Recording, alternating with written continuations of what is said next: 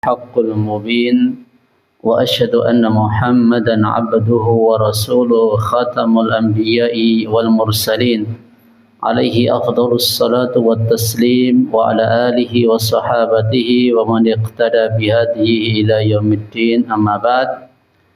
Bapak Ibu kaum muslimin muslimat jamaah azanillahu wa iyyakum wa rahimani wa rahimakumullah jami'an.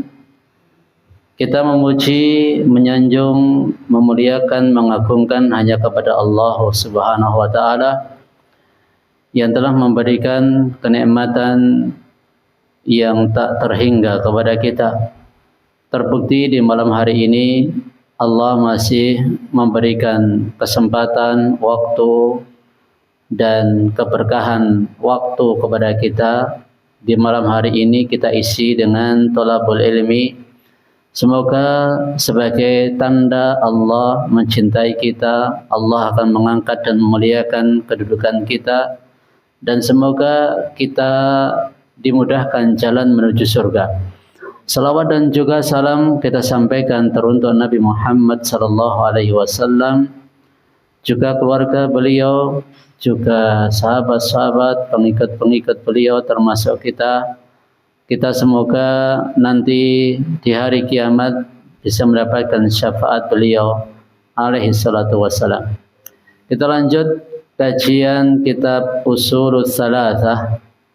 Tema yang akan kita sampaikan berkaitan dengan misi atau inti misi kerasulan dan sekaligus awal tugas yang Allah perintahkan kepada Rasulullah sallallahu alaihi wasallam. Silakan dibaca dari ba'atsahullah bin nidharah. Silakan. Kitab Ushulus Tsalatsah, landasan ketiga mengenal Nabi Muhammad sallallahu alaihi wasallam, halaman ke-28. Beliau diangkat menjadi nabi dengan diawali wahyu yang berbunyi Iqra, surat Al-Alaq, dan menjadi seorang rasul dengan turunnya surat Al-Mudaththir. Negerinya adalah Mekah, kemudian hijrah ke Madinah. Itu kemarin sudah. Untuk malam hari ini kelanjutannya itu, Mas. Allah mengutusnya untuk memberikan peringatan dari syirik dan menyeru kepada tauhid. Terus dalilnya adalah firman Allah Ta'ala, Ya ayyuhal mudaththir qum fa'anzir wa rabbaka fakabbir wa siyabaka fatahhir wa rujza fahjur wa la tamnun tastakthir wa li rabbika fasbir. Hai orang yang berkemul berselimut, bangunlah, lalu berilah peringatan, dan Rabbmu agungkanlah, dan pakaianmu bersihkanlah, dan perbuatan dosa menyembah berhala tinggalkanlah, dan janganlah kamu memberi dengan maksud memperoleh balasan yang lebih banyak, dan untuk memenuhi perintah Rabbmu bersabarlah. Quran surat Al-Mudaththir ayat 1-7. Terus makna bangunlah, lalu berilah peringatan adalah memberi peringatan dari bahaya kemusyrikan dan menyeru kepada tauhid. Dan Rabbmu agungkanlah, yakni agungkanlah dia dengan cara memurnikan tauhid. Dan pakaianmu bersihkanlah, yakni bersihkan amalmu dari kemusyrikan. Dan perbuatan dosa menyembah berhala tinggalkanlah. Aruj adalah berhala. Maksudnya perbuatan menyembah berhala tinggalkanlah dan bebaskan dirimu darinya dan dari para penyembahnya. Beliau melaksanakan perintah ini dengan tekun dan gigih selama 10 tahun. Nanti sudah. Kalimat terakhir itu ya. Dan ahlinya tadi. Berlepas diri darinya dan ahlinya. Bapak Ibu jamaah rahimani wa rahimakumullah. Dari penggalan matan Ushul Tsalatsa ini kita langsung tahu langkah awal, langkah pertama yang ditempuh Nabi Sallallahu Alaihi Wasallam ketika diangkat menjadi Nabi dan ketika diangkat menjadi Rasul. Apakah beliau mencari simpati atau simpatisan terlebih dahulu, atau beliau membangun citra positif dulu terhadap Islam, atau beliau mencari panggung dulu biar dikenal oleh masyarakat? Tidak, semua itu nggak ditempuh Nabi Sallallahu Alaihi Wasallam. Bahkan yang dipilih ini, yang milih bukan Nabi, Allah yang milihkan. Apa yang seharusnya dilakukan Nabi ketika menghadapi masyarakat jahiliyah seperti itu?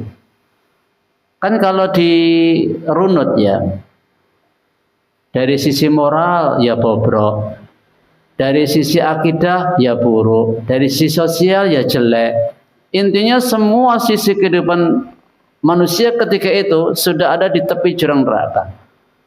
Namanya saja jahiliyah, sejelek-jeleknya kaum.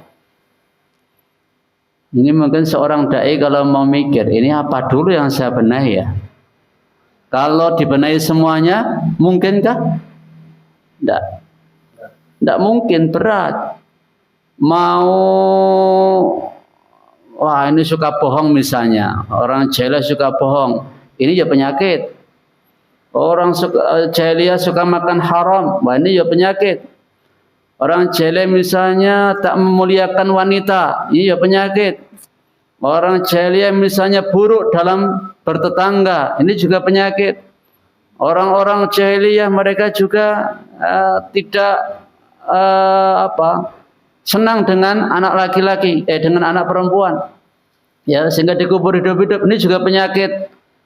Ya, dari semua dimensi kehidupan itu kalau dicari kekurangan mereka, kelemahan mereka, banyak ketemu.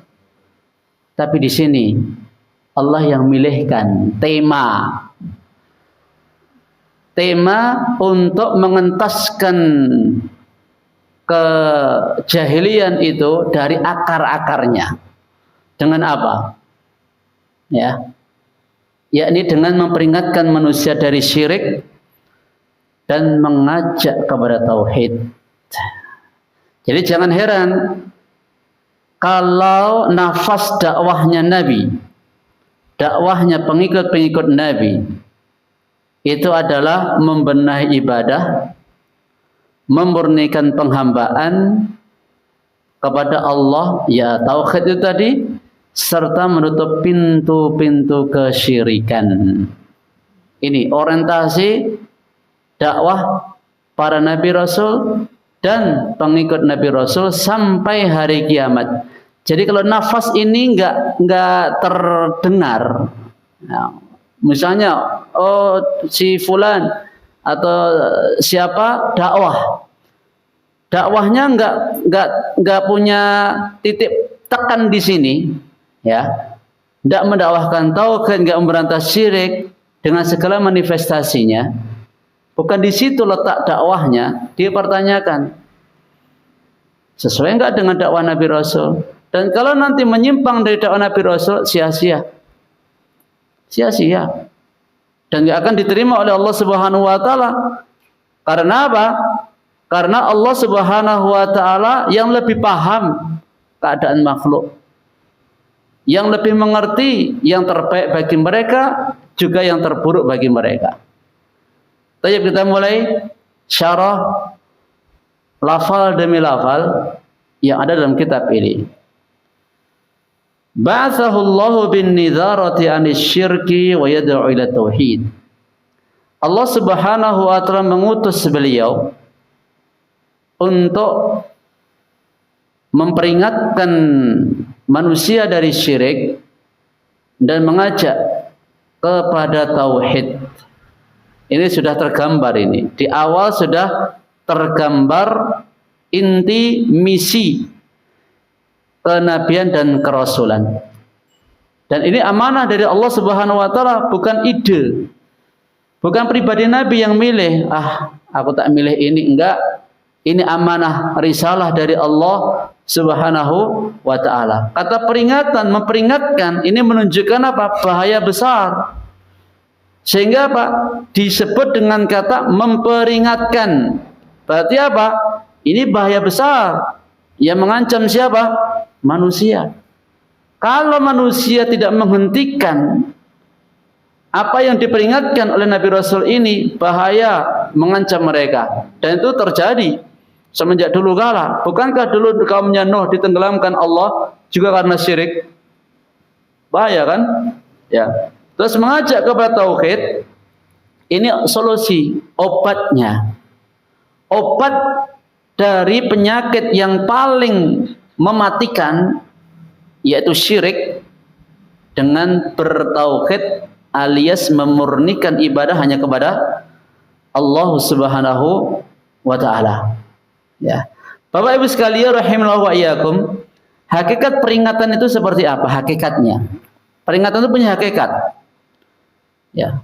Peringatan dalam dakwah itu bukan sekedar khobar, bukan sekedar pemberitahuan. Namun apa?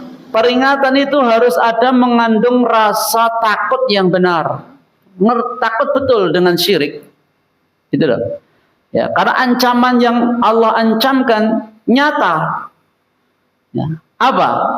Lain asyrakta la yahbatanna amaluka wa la takunanna minal khasirin. Kalau kamu mati menyebutkan Allah Subhanahu wa taala, pasti amalmu hapus. Di akhirat termasuk orang yang rugi. Innallaha la yaghfiru ayyushraka bihi wa yaghfiru ma duna dzalika liman yasha. Allah enggak akan mengampuni syirik, masih mengampuni dosa selain syirik kalau Allah menghendaki. Ya, siapa yang wa may yusyrik billah faqad harramallahu 'alaihi jannah wa ma'wahu an-nar wa ma lidh-dhalimin min ansar. Siapa syirik kepada Allah, Allah haramkan surga, Allah masukkan neraka. Berat ancaman-ancaman ini. Sehingga apa? Ketika kaumnya Nabi sallallahu alaihi wasallam itu mereka sudah mulai takut kepada kesyirikan, karena syirik itu ada syirik dalam keyakinan, syirik dalam ucapan, syirik dalam perbuatan. Contoh syirik dalam keyakinan misalnya takut kepada selain Allah, ya, dan punya keyakinan selain Allah itu bisa memberi manfaat atau mudarat. Syirik dalam perbuatan, menyembelih korban untuk selain Allah. Syirik dalam perkataan misalnya, baik yang besar maupun yang kecil. Contoh misalnya, Masya Allah wa syi'ta. Apa yang Allah kehendaki dan kamu kehendaki. Ya, kalau aku tidak kamu tolong, aku pasti mati. Atau pasti aku celaka. Dan ucapan semisalnya, ucapan-ucapan syirik. Bapak Ibu sekalian rahimanallahu wa iyyakum. Jadi syirik itu puncaknya peringatan. Puncaknya peringatan. Terus tauhid itu apa? Puncaknya kabar gembira. Puncaknya kebahagiaan itu dengan tauhid. Mengapa Bapak Ibu sekalian? Pertanyaannya, dakwah itu dimulai dari ini. Dari memperingatkan syirik, mengajak kepada tauhid. Kenapa? Alasannya, karena tauhid itu asas seluruh amal. Pondasinya seluruh amal. Kalau pondasinya nggak benar, runtuh. Semua amalnya runtuh. Maka tugas Rasul Shallallahu Alaihi Wasallam dimulai dengan apa? Membongkar apa yang bercokol. Berhala itu nggak cuma yang kelihatan loh, patung-patung itu loh. Kadang jiwa manusia, nafsu manusia, batin manusia itu juga ada berhalanya. Berhalanya apa? Pengen dipuji, riya, ya toh, sum'ah, ujub. Ini kan diri sendiri. Ini juga jangan dipertuhankan. Selain mempertuhankan selain Allah, bisa juga mempertuhankan diri sendiri dengan cara tadi. Amalnya bukan karena Allah, tapi pengen pujiannya manusia. Tidak ikhlas karena Allah Subhanahu wa taala. Bapak Ibu, jamaah kaum muslimin wal muslimat rahimallahu wa iyyakum, kita mulai dalil-dalilnya. Apakah dakwah tauhid memperingatkan syirik ini ide Nabi Muhammad SAW, atau memang Allah yang memerintahkan. Jadi kalau itu perintah dari Allah ya kita nggak bisa tawar menawar. Kita nggak bisa, ya Allah nanti kalau aku ngajak kepada tauhid ketika itu di dekat Ka'bah saja, di dalam dan sekitar Ka'bah ada 360 berhala loh. Ya, dan nemen banget gitu loh syiriknya mereka itu. Nemen. Ya, kalau ibaratnya ya di suatu tempat itu suatu maksiat sudah nemen banget sampai di tiap-tiap rumah itu punya berhala. Itu kan nemen banget namanya. Ya. Nemennya banget, ya. Bayangkan di Ka'bah saja tempat yang itu merupakan rumahnya Allah dipenuhi berhala. Itu sudah puncaknya nemen itu. Ya. Belum di rumah-rumah mereka juga berhala diagungkan oleh mereka. Lah ini dawuh perintah Allah pertama kok ngeringatkan dari perbuatan yang itu sudah mengakar, mengurat, ya, mendarah daging di tengah-tengah umat ketika itu. Apakah ini nggak bahaya? Kalau boleh protes loh ya. Tapi kan kita nggak boleh protes. Nabi juga nggak protes. Ya, maka beliau kumpulkan nanti, ya, setelah mendapatkan perintah Allah Subhanahu wa taala, beliau kumpulkan, beliau dakwah terang-terangan kepada orang-orang kafir Quraisy. Tadinya beliau dakwah sembunyi-sembunyi selama 3 tahun. Baru tahun keempat beliau terang-terangan menyampaikan dakwah. Dalilnya surah Al-Muddatsir ayat 1 sampai 7. Allah berfirman, A'udzubillahi minasyaitonirrajim. Bismillahirrahmanirrahim. Ya ayyuhal muddatsir, wahai orang yang berselimut. Qum fa'anzir, bangkitlah lalu beri peringatan. Wa rabbaka fakabbir, dan Rabbmu agungkanlah. Wa thiyabaka fatahhir, dan pakaianmu bersihkanlah. Warrujza fahjur, dan penyembahan kepada berhala tinggalkanlah. Wala tamnun tastakthir, jangan engkau memberi dengan maksud memperoleh lebih banyak. Wali rabbika fasbir, terakhir Allah wali rabbika fasbir, dan demi Rabbmu bersabarlah. Ayat-ayat ini Bapak Ibu sekalian, ini panggilan, tugas. Dan siapa yang siap untuk mengikuti jejak Nabi Rasul, maka harus mengambil tugas peran seperti yang Allah berikan kepada Nabi Rasul. Ya. Apa itu? Memindahkan. Ya. Nabi SAW dipindahkan dari penguatan hati menuju apa? Berdiri menghadapi manusia. Ya, berdiri menghadapi manusia. Ini jihad yang paling afdal ini. Jihad berdakwah, mengajak kepada tauhid, memberantas syirik. Tadi waktu kita tafsir surah Yasin ayat 26 sampai 27, ya. Ketika Allah Subhanahu wa taala mengutus ini untuk ibrah, pelajaran berlaku sampai hari kiamat. Ya. Allah Subhanahu wa taala mengutus nabi. Satu nabi dikirim kepada suatu kaum, ditolak. Tambah lagi dikuatkan nabi yang kedua, tolak. Tambah lagi yang ketiga, tolak. Dan pasti di setiap kaum yang diutus nabi rasul, ya, atau kalau Allah mengendaki, itu ada saja yang beriman.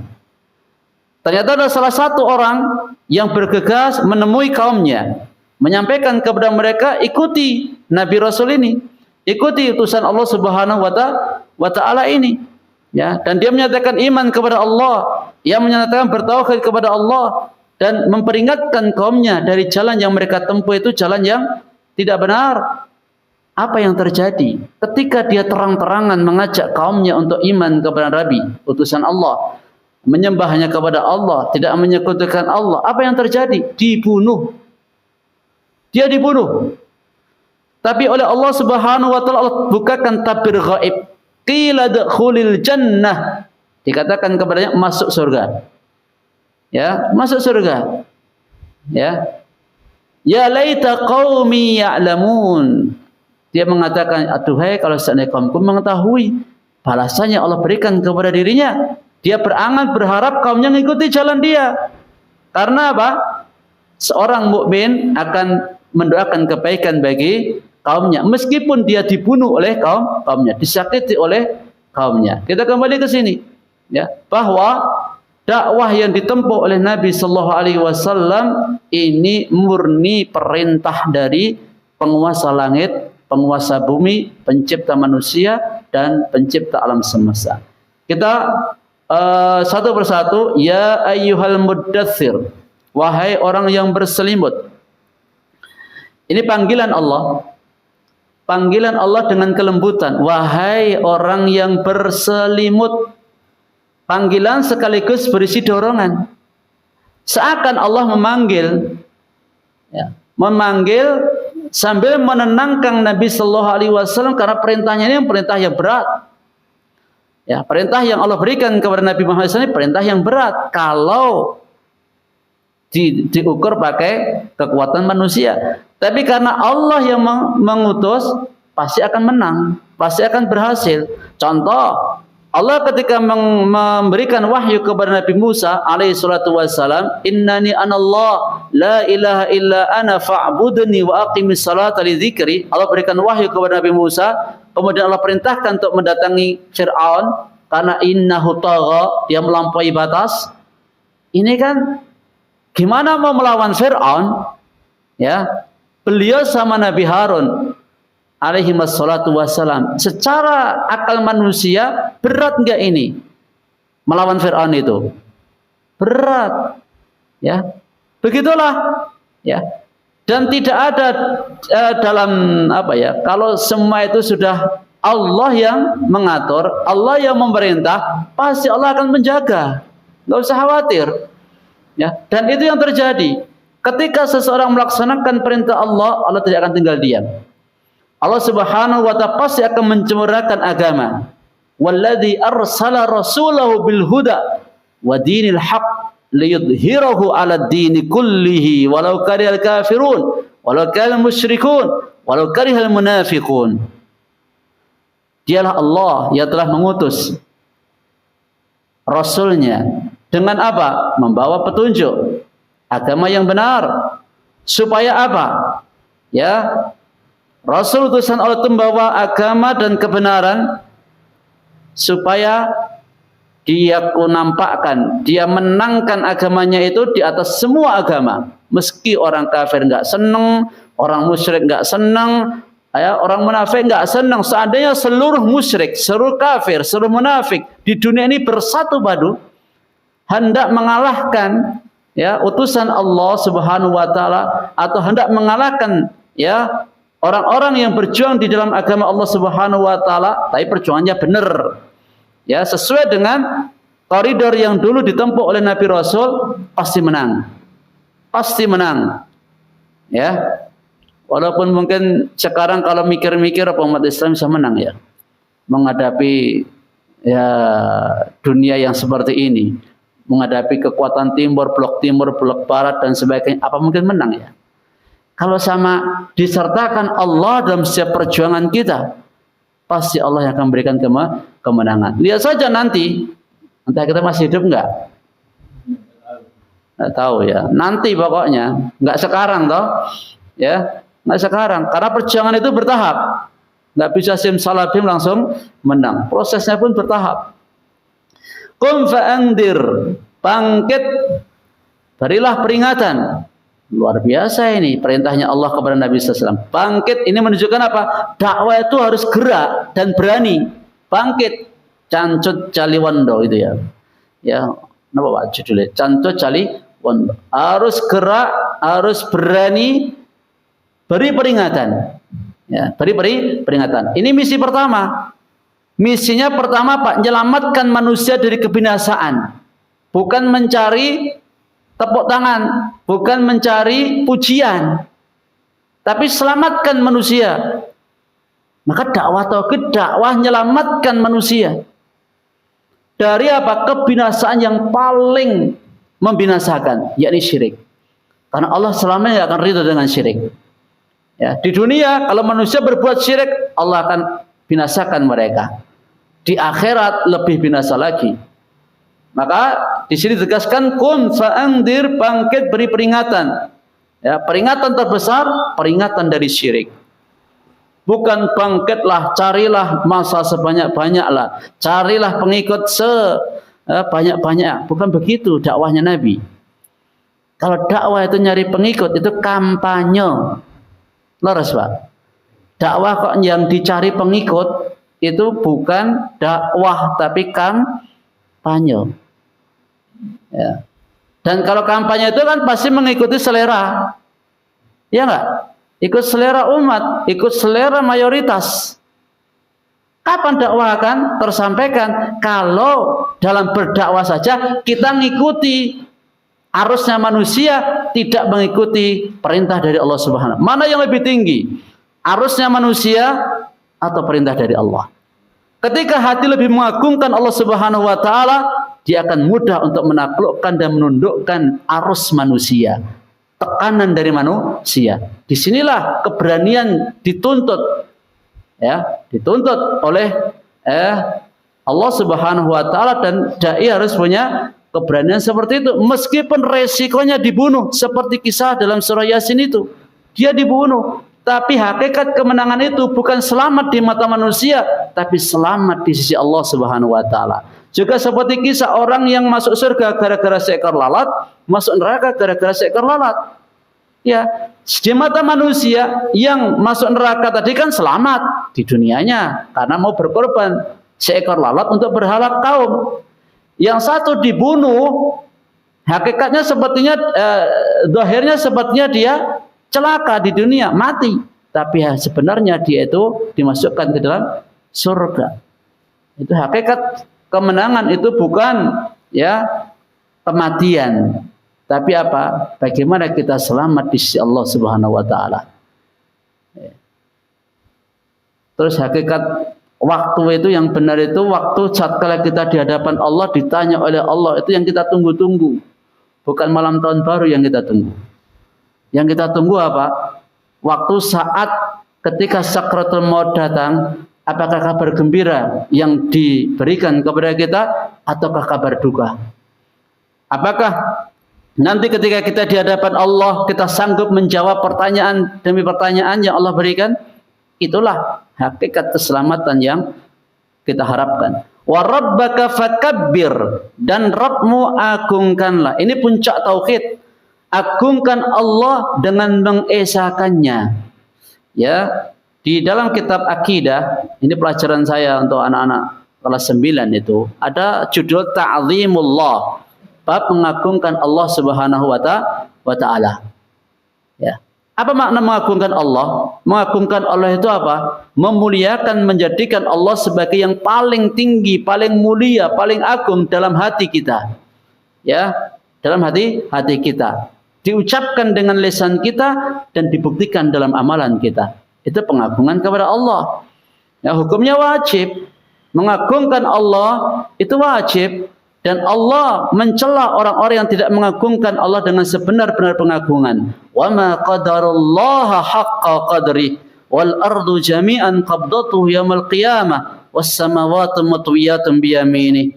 Mereka tidak mengagungkan Allah dengan sebenar-benar pengagungan.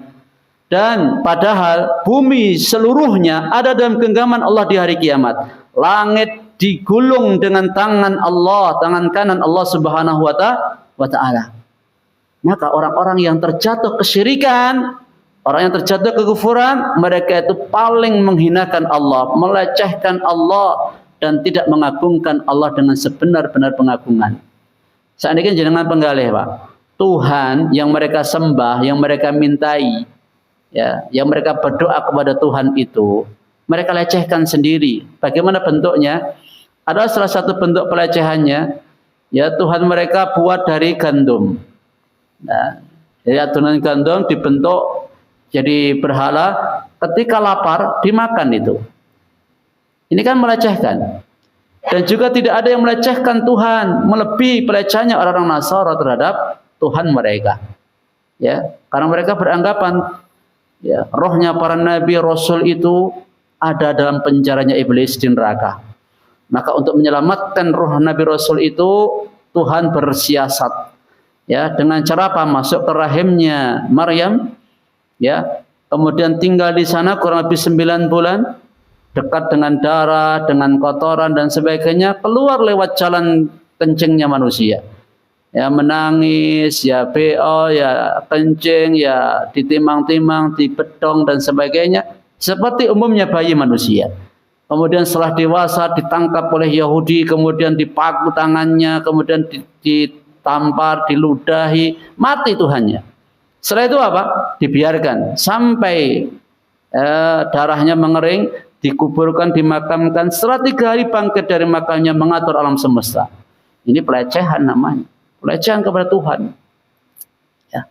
Maka keyakinan syirik, ya, dan peribadahan kepada selain Allah itu Allah perintahkan wa rabbaka fakabbir. Adapun Rabbmu maka agungkanlah. Tidak cuma mengagungkan lewat lisan, tapi juga hati dan praktek amalan. Wa thiyabaka fatahhir, dan pakaianmu sucikanlah. Suci di sini meliputi kebersihan lahir batin. Ya, di pembersihan batin itu juga bahkan lebih berat, kotor batin loh. Ya, kenajisan batin itu lebih berat daripada kenajisan zahir. Ya, kenapa? Kenapa? Karena kenajisan zahir ini bisa dibersihkan dengan bersuci, wudu atau mandi. Tapi kalau kenajisan batin ini susah bersihkannya. Ya, syirik itu, ya, itu nggak bisa dibersihkan dengan sholat, dengan cukup sholat nggak bisa, dengan haji, dengan puasa, dengan sedekah nggak bisa dibersihkan dengan itu. Cara membersihkannya dengan apa? Tauhid obatnya. Tauhid itu cara membersihkannya. Nah, maka kalau orang itu masih berbuat syirik dengan sadar, dia juga sholat, dia juga puasa, dia juga zakat, dia juga haji, dia juga syirik, nggak diterima oleh Allah. Ini kan bahaya ini, mesake gitu ya. Ya, mesake.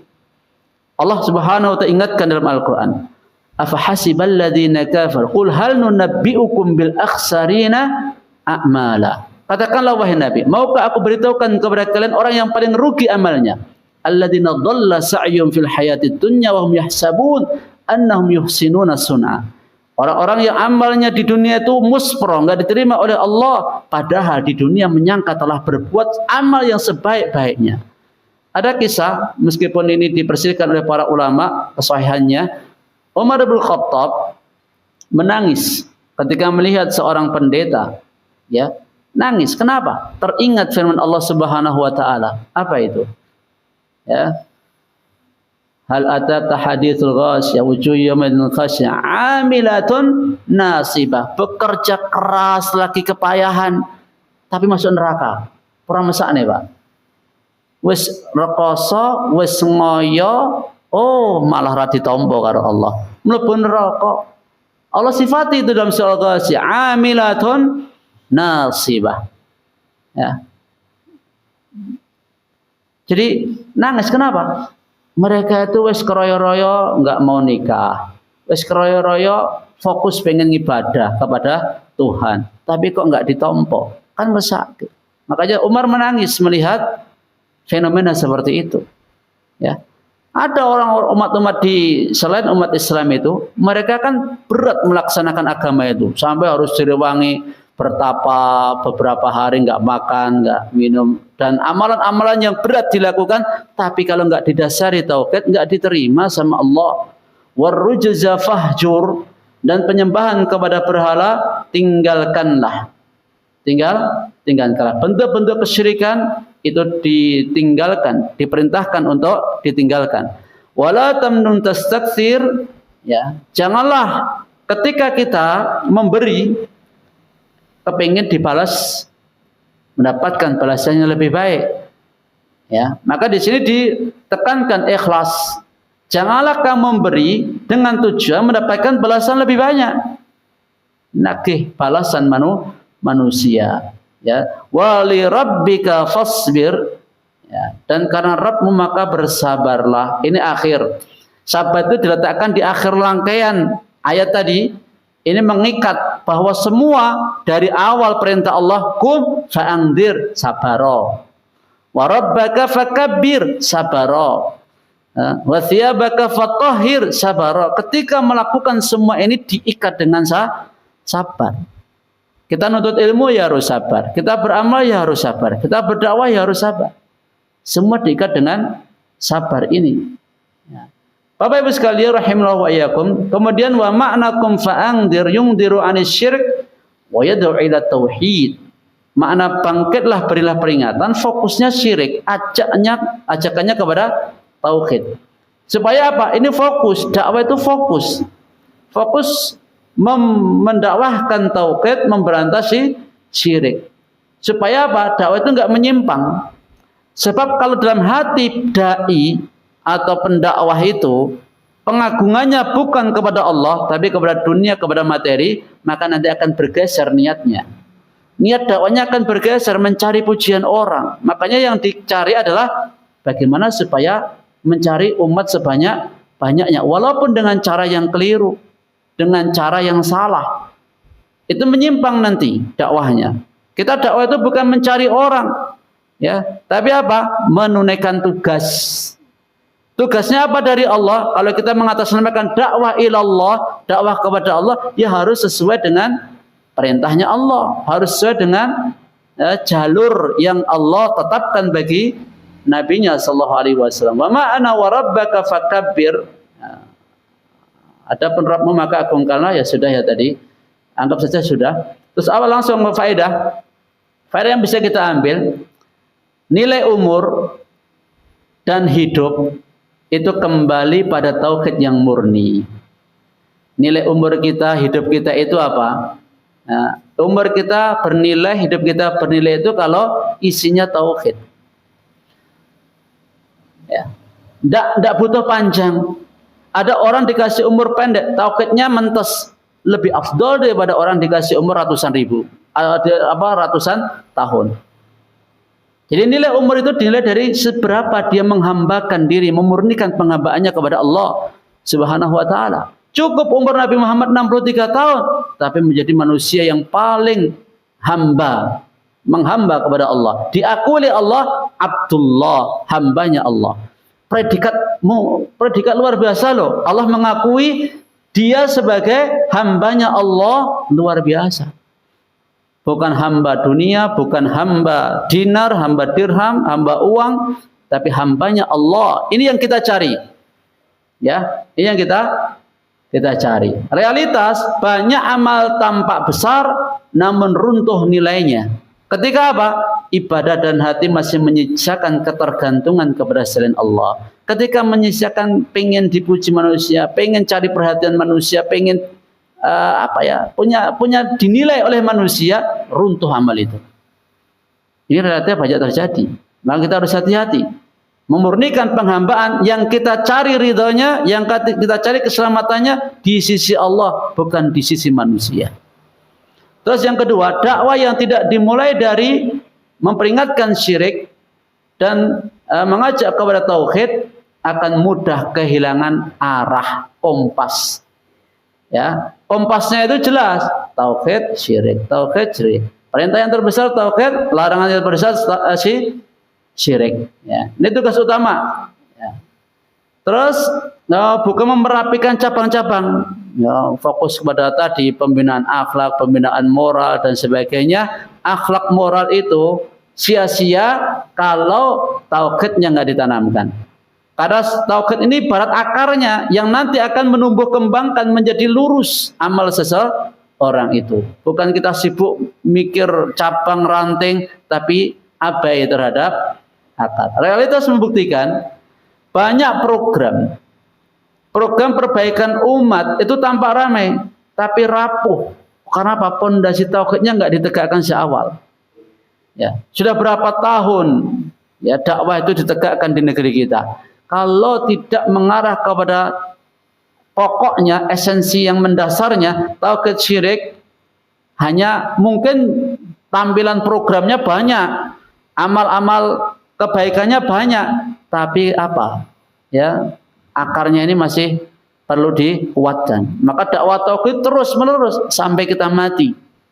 Sampai kita mati. Terus mengagungkan Allah bukan sekedar ucapan, tapi pemurnian ibadah. Wa rabbaka fakabbir. Sebagian orang rajin zikir tapi masih menggantungkan hati pada makhluk. Maka harus kita tata ulang. Kita nggak cukup cuma zikir secara lisan, tapi harus hati kita fokuskan hanya kepada Allah Subhanahu wa taala. Terus membersihkan amal sering lebih berat daripada memperbanyak amal. Ya, membersihkan amal lebih berat. Wa thiyabaka fatahhir. Memang memperbanyak amal itu kadang terasa mudah, tapi membersihkan niat dalam hati kita, membuang riya, memutus kebiasaan yang mengisi tauhid ini butuh konsisten, jujur. Ya, bisa banyak orang beramal, tapi belum tentu ikhlas dia dalam beramal. Ini poin yang harus kita jadikan muhasabah untuk diri kita semuanya.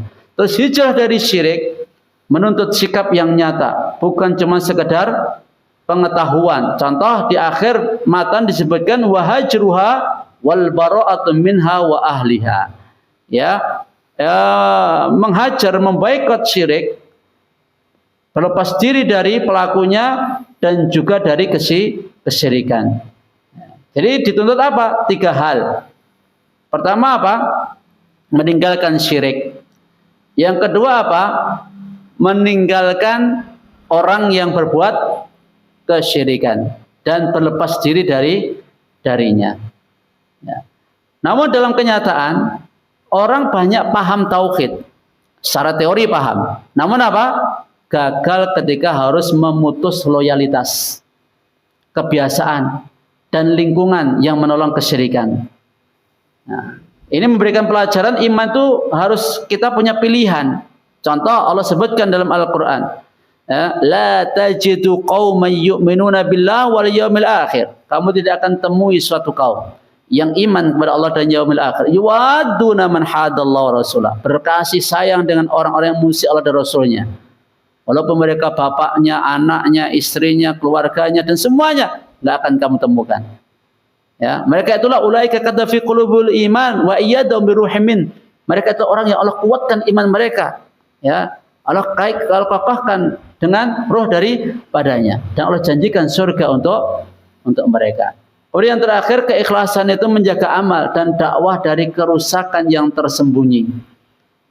Kerusakan yang tersembunyi. Apa itu? Ingin dipuji, ingin dianggap, ingin ditinggikan, ingin nilai dari manusia.